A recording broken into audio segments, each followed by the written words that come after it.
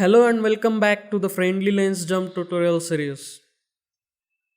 In the previous tutorial, we successfully sent a challenge request to our friends on the lens.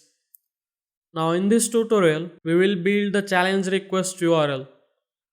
So let's get back to the VS Code and create the path lens handle, which will be a dynamic, and then the score, which will also be the dynamic. And after that, we will create the page.tsx file. I have already explained the Next.js dynamic URL and how it works. Now let's use the usual rfc command and it will print a basic template for us. This component will also be a client component, so we use the use client at the top. Then we define the TypeScript schema for global and then import the use effect and use state hook from the React.js library. Next, we import the game from the game path and fetch the user session with use active profile, which we have already done.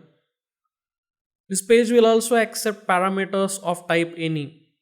By using these parameters, we can extract the lens handle and score values, which are dynamic.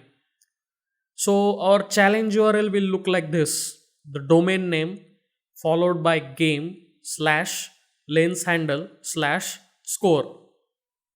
This lens handle and score will be the dynamic parameters. Now inside the component, let's declare the use effect hook. Before it, let's import the profile data as we have previously imported from the use active profile hook. Now in this use effect, let's pass the use profile loading so that it will be triggered when this state is changed or updated. As already done before, we will check if the user is logged in or not.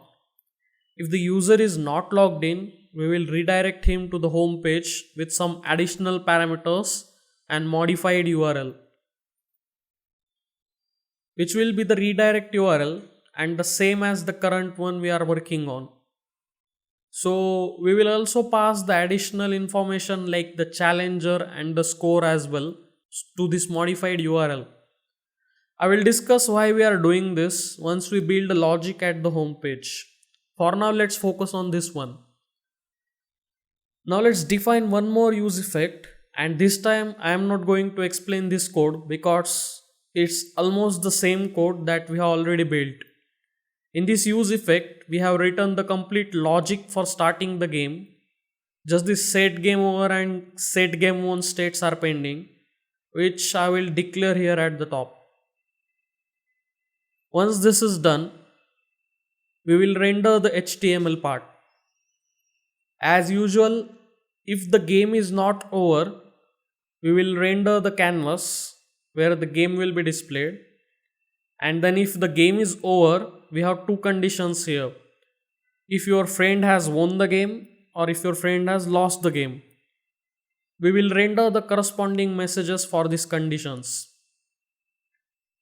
Now our challenge URL is done and our part on this page is also done. We have to do some more steps. This URL works directly if your friend is already logged into the game.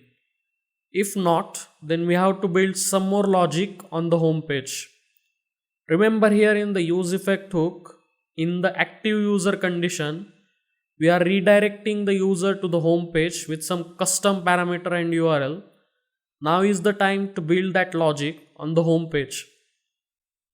So back to the home page, we have to import the use search parameters from the Next.js, and with this we will get the values of the key parameters that we are passing in the URL. So let's declare the use effect hook, and before writing anything in this, let's import the use effect hook from the React.js and then declare the search parameters constant from the use search parameters and pass it in the use effect variable. Now here let's check if the use parameter has the redirect URL. because in some cases the user may directly land on the home page, or in the other case the user may land on the challenge URL, but as he is not logged in he will be redirected here. So it's very important to check if the search parameter has the redirector URL. But before that, let's define the challenge message state. Now here, if the search parameter has redirected URL, that means the user has landed on the challenge URL and then redirected here. Then we will set the challenge message as the friend is challenging you to beat their score off, and then we are passing the score from the URL itself.